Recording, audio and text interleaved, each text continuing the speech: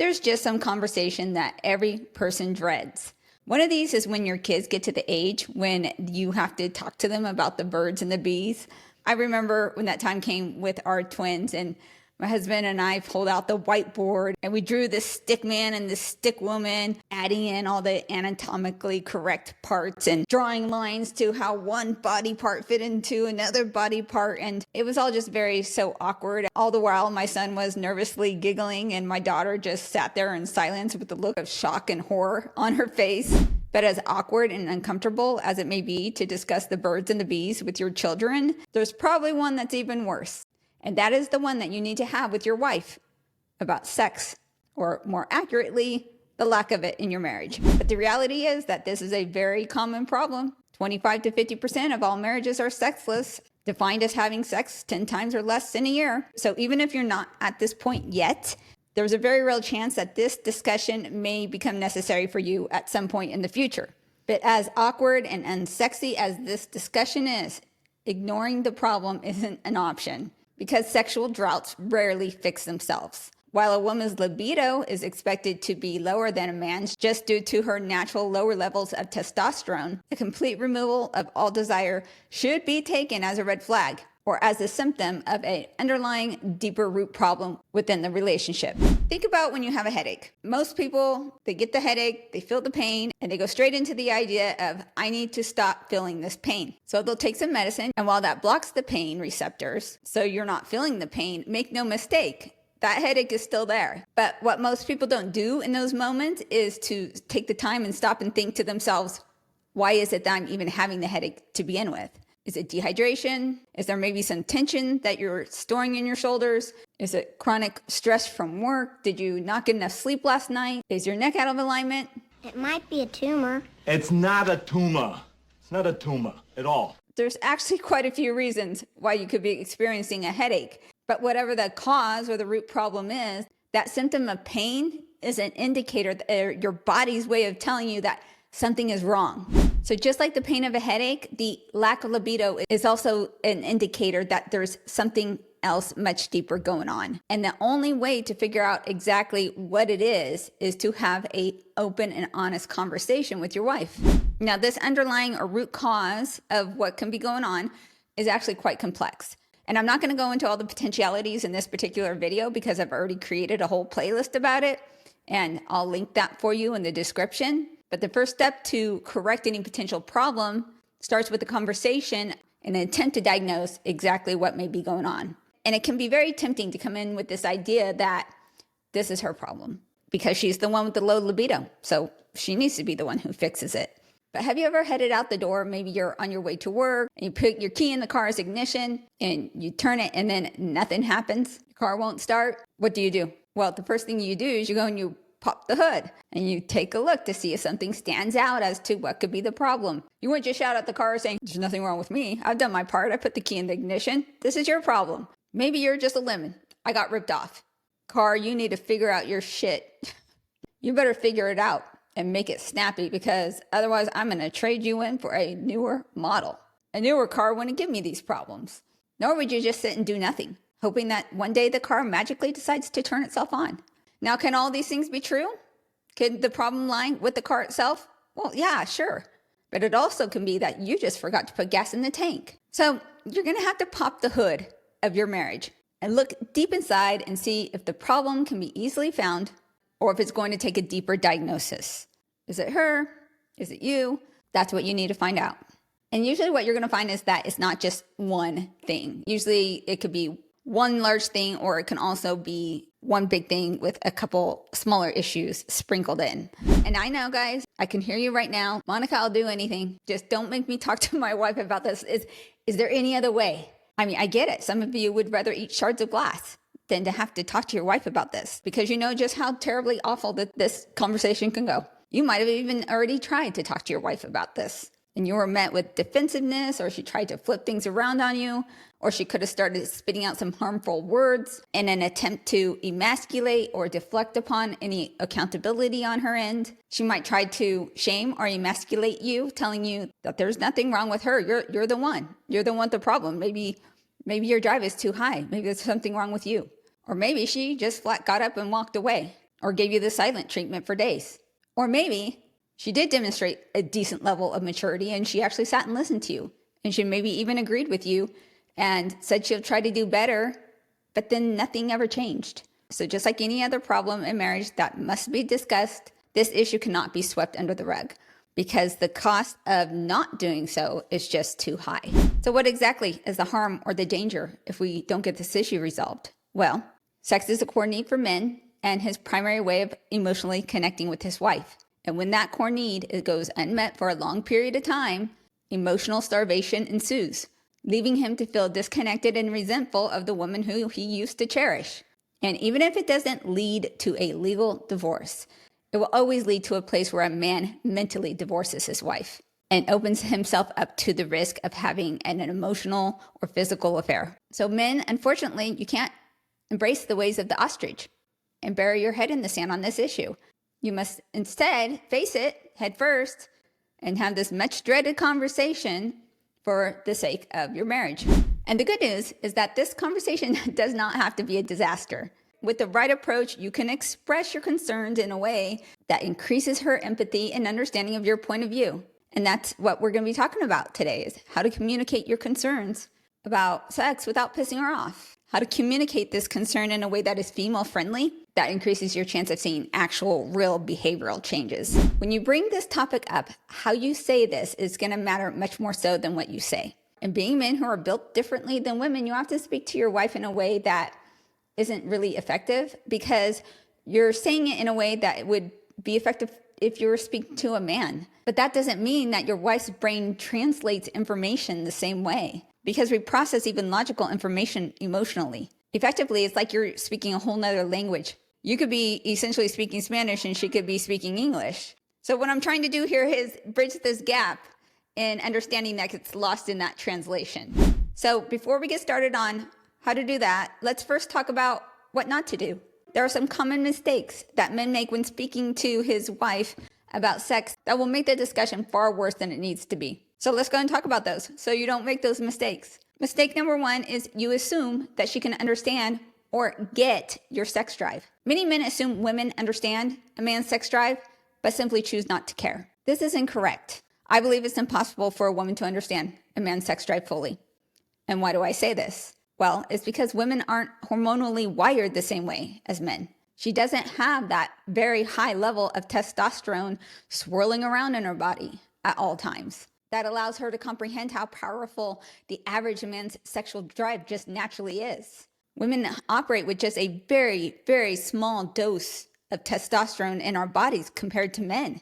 The average woman runs anywhere from 10 to 50 nanograms per deciliter, and we'll find on a man him running typically in the average range of 600 to 900. And because a woman doesn't operate within this high level, or what I call the testosterone soup that's constantly swirling around in your body at all time, she has no framework or idea how profound your sex drive is. I mean, sure, she gets that bump once a month when ovulation hits, where her testosterone also bumps up. That gives her that mental boost in which ovulation can be more effective. But even during that time of ovulation, a woman's testosterone will always just remain just a sliver of what the average Joe walks around with. So she is truly operating without any mental framework to which she can even understand your sex drive. Because I guarantee you, if she did, she would not be denying you. Women have no idea the mental gymnastics that men must do just to even stay monogamous. So you must assume that your wife has no concept of your needs as a man in this area, because it's literally impossible for her to fully understand what you're living with on a daily basis because she's never lived it. I mean, you can try your best to explain and to bridge the gap in understanding, and that's what I'm here to help you with. But to assume a woman can ever fully understand it, that's just illogical. Mistake number two, you are stuck playing the blame game.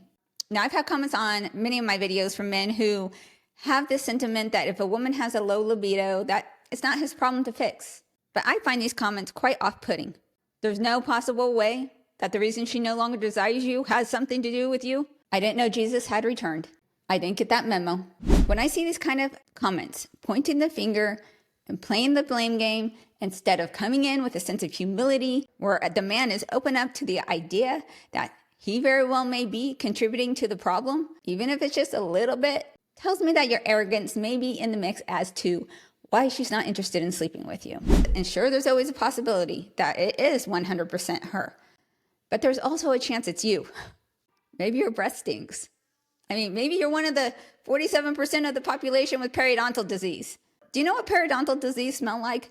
As a former hygienist, I am all too familiar with it. It is not your typical wake up in the morning stinky breath that goes away once you brush your teeth. No, it's a full-on rotten egg, sulfur smell. You can smell that even just in the air that is escaping your lungs, even if your mouth is closed. So you think a woman would be interested in going anywhere close to you with breath like that?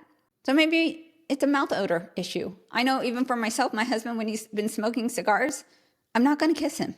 I'm not being stubborn or trying to punish him. It's because it grosses me out. I'm open to other things, but he knows kissing's off the table until that odor and taste fades away. Usually it takes a day or two. So maybe your breath stinks. So maybe you haven't showered as much as you need to and you smell like an onion and you've gone nose blind to your own stench. Or maybe you've been totally ignoring her emotionally for months and she is as emotionally checked out as you are. But both of you are unwilling to break the who's going to step up first and meet the other person's needs standoff. So if you go straight into that blame game and that finger pointing at the other person, it's really quite arrogant. And it speaks to a lack of humility required to become genuinely curious as to what exactly is happening. You must always enter the conversation with a humble heart and curiosity and not believing that you already have the answers as to why this is happening. Mistake number 3 is that you talk about your needs. Now, there is a debate about whether sex is a need or not. And in the sense of whether a man will die without it, like he will without food or water, I would say, okay, no, it doesn't quite qualify under that definition. But sex is a need of the marriage itself because it is the primary way for a man to emotionally connect with his wife. But many men make the mistake of approaching a woman or conveying the idea that his sexual needs are not being met, but that's just not quite the wording of what he means. What he's trying to convey to his wife is that he wants to connect with her in that unique and personal way that he can't do with any other person. So if you go into the conversation talking about your needs and how she's failing as a wife, that's not going to do a darn thing for you. All she's going to do is translate that in her brain to, I'm not a good wife and he doesn't love me. Or she will receive it, but just put her on her to-do list, things that must get done in the day, instead of it being something that she wants to do. When speaking about needs, it takes all the true essence of what's missing out of the conversation, which is that it's his primary vehicle of emotional connection out of the equation. You got to think of women kind of like cats. If you try to force them to love you on your terms, they'll wiggle and they'll wrestle and they'll try to escape your hands. And they may even hiss or bite to make sure that happens. They don't want to be forced or dictated into hanging out with you. But when you are there and just let the cat be, they will come around, they'll rub up against your leg or they'll press up their head up against your hand to let you know that they want to be touched. Then when they've had enough, they go away again for a bit until they're ready to be loved again. So just like cats, women are put off with that needy energy. They don't want to be needed by what is supposed to be a full-grown man. They want to be wanted and desired. They're already stretched to capacity with being needed everywhere else, at work, with her kids. And the more obligations a woman has, the more she will crave to not be needed. Neediness also puts your relationship in the mother-son dynamic, which is going to dry her up faster than anything else. Gentlemen, I know, I acknowledge, I affirm that you have sexual needs, but don't use that wording. It will only make her look at you in a negative light. It will put her on the defense, claiming you're a grown man and you can take care of your own business. Or worse, she will look at you as just another child that she has to take care of. And that is for sure going to shut down your bedroom permanently. So refrain from using the word needs and reframe this into a more positive wording that conveys your desire for her. Make your wife feel wanted, not needed. Mistake number 4. You keep reminding her of her duty. While I believe that women do absolutely have a duty to be open and sexually available for her husband, and this is especially true if you are a woman who proclaims to be Christian, as it is laid out quite clearly in 1 Corinthians 7:5, but pointing out how a woman is failing in this aspect doesn't do much to inspire change. Why does this not work? Well, it's simply because you are trying to appeal to her logic and sense of duty. And logic and duty are not feminine qualities. Those are masculine qualities. So that strategy might work really well if it's a woman who's trying to evoke a change from a man, but it just doesn't work really well when it's a man trying to inspire change in a woman. A better strategy is to speak her language of feelings, because women run primarily off of an emotional-based operating system. In other words, you have a much better chance of change if you're speaking her language. Plus, do you guys really just want your wife to show up for duty sex anyway? Like, there's so many of you who have just told me that you would just rather have nothing. And while here and there would be fine for that, like what most guys are wanting is actual, true, genuine desire. They don't want duty sex. So trying to reason and logic her from the angle of duty, while factually correct, fails to get you what you want and also kind of bleeds into the blame game. The goal is to seek understanding and figure out why the desire for you is not innately there, not to force her to fake it or to show up simply out of obligation. We've talked all about why the conversation is required and what not to do. And for those of you who are interested now in learning what to do, that can be found in my new course, How to Create and Maintain Long-Term Sexual Attraction, where I teach men how to create a marriage that starts hot and stays that way. This course is available for pre-sale at a significantly reduced price. And currently at the time of this recording, I already have 3 or 4 modules already released. So don't wait on that, because that special pre-sale pricing will go away once the course is 100% complete, which I believe is going to be around the October-ish time. So what do you think? Have you made any of these mistakes when speaking to your wife? Let me know in the comments. Speaking of mistakes, did you know that 92% of my viewers are not subscribed? Yes, 92% of you have friend zoned me. So do me a favor, okay? No more friend zoning. Hit that subscribe button if you already haven't done so. And as always, I'll see you guys next time.